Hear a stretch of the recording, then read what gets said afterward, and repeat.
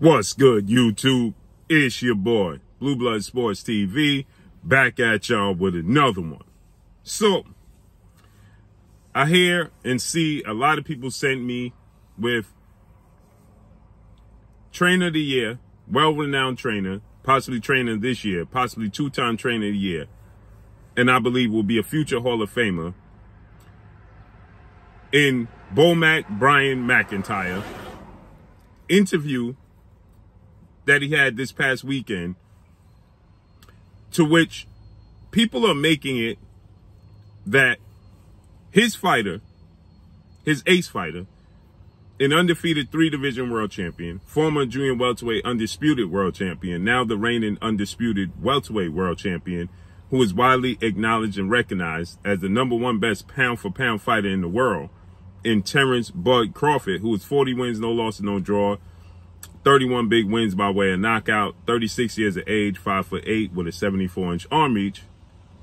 Bomac was asked about the rematch of the highly anticipated July 29th Las Vegas, Nevada T-Mobile Arena massive undisputed welterweight undefeated showdown between his fighter Terrence Crawford and now former unified 3-belt WBA, WBC, IBF welterweight world champion superstar boxer Earl the Truth Spence Jr., who is now 28 wins, 1 loss, no draw, 22 big wins by way of knockout.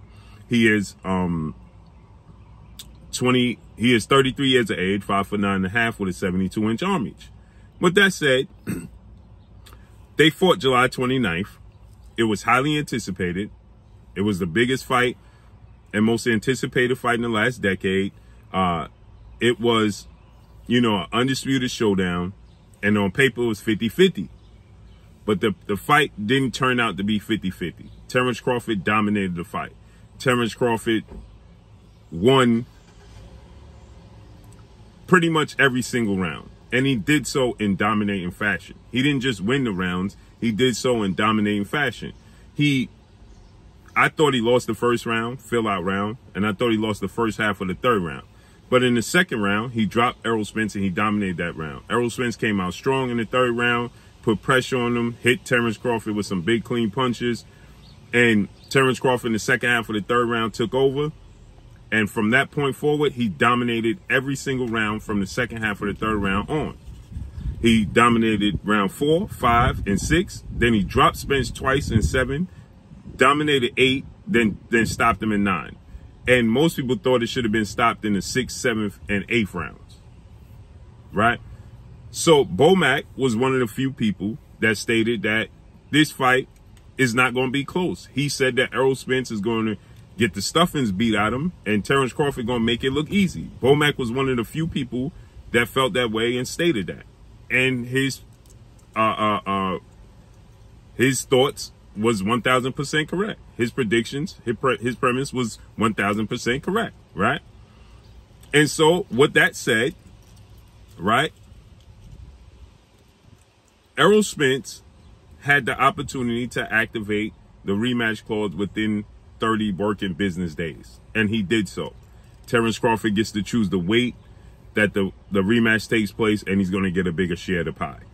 Now, there was plenty of talks of what weight class the rematch is going to take place in. Bomac did an interview and he said this past weekend, I don't care if the fight is at 147, 154, 160, or 168. It doesn't matter what weight class it takes place in. It's going to be the exact same results. Make it happen at whatever weight class. It's going to be the same exact results, period. Nothing is going to change. And so we heard rumblings that Terrence Crawford wanted to fight the rematch at 147. As we heard so-called Steve Nelson, he stated that Steve Nelson said, listen, Terrence Crawford essentially beat the brakes off Errol Spence. It wasn't close. A rematch is a waste of time. So we're offering them a fight at 147. Now, Terrence Crawford himself never said that, but we know Steve Nelson is extremely close to Terrence Crawford. So we know Terrence Crawford had these types of conversations. Then Terrence Crawford, he did an interview to which Terrence Crawford stated in the interview Errol Spence activated the rematch clause, but never requested that the fight take place at 154. I never requested the fight take place at 154. Therefore, the fight automatically takes place at 147. He never said he denied going to 154. He never said that he denied going to 147 or requested that it be at 147. He just said Errol Spence never requested the fight to take place at 154. And so now people are saying, well, Terrence Crawford is ducking Errol Spence. We know Errol Spence has a hard time making 147. As we know, he's made that abundantly clear. And that Errol Spence requested that the fight take place at 154, which he never really, according to Terrence Crawford, never put it in writing. And now Terrence Crawford, according to reports, was saying that if I go to 154, I got to get paid more money. And so now Bomac is saying it doesn't matter what weight class it takes place in, the results will be the same. And so now people are sending it to me and they're trying to use it against him. And they're trying to say, well, Terrence Crawford is ducking because even Bomac is saying, let's have the fight at 154. Let's have the fight at 160. The results will be the same. So why not give it to him? When Errol Spence, even after the post-fight, Errol Spence stated, hopefully we could do the rematch in December at 154. That's what Errol Spence stated. Hopefully we could do the rematch in December at 154 junior middleweight.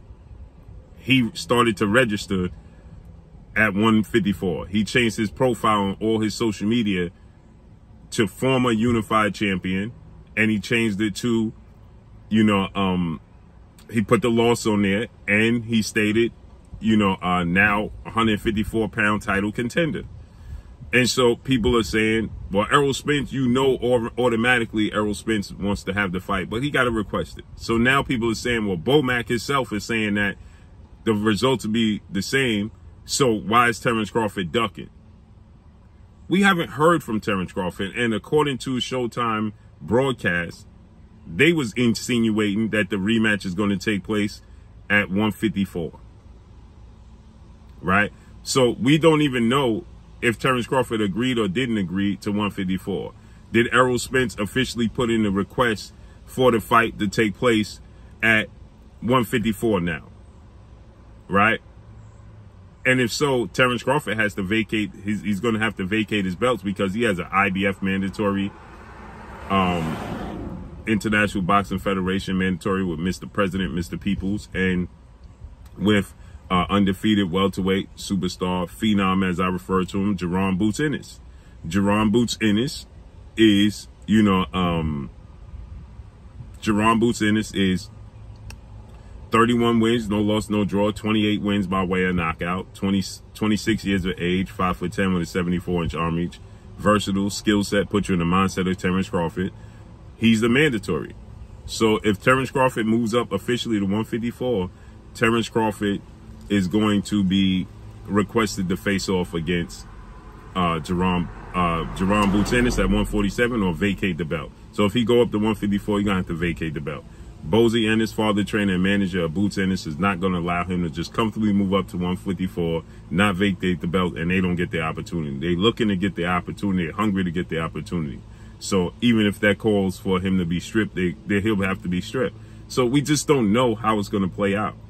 But as far as Bomac was just hypothetically speaking and saying it doesn't matter which weight class is going to take place in, Errol Spence is going to get dominated in the same fashion, period.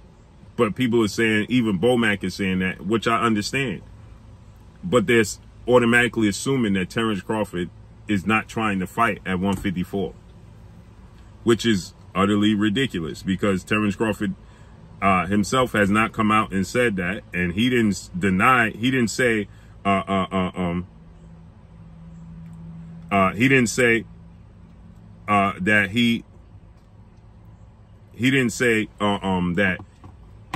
he don't want it at 154. He didn't, you know, he didn't say any of those things. He just said that, you know, he just said that he's willing to take the rematch. He said that he's well in his rights to take the rematch. He's deserving of the rematch, and he wants the rematch. Whether Terrence Crawford feels like deem him to be worthy of the rematch or not, Terrence Crawford already stated that. So with that said, you know, at the end of the day, Nobody is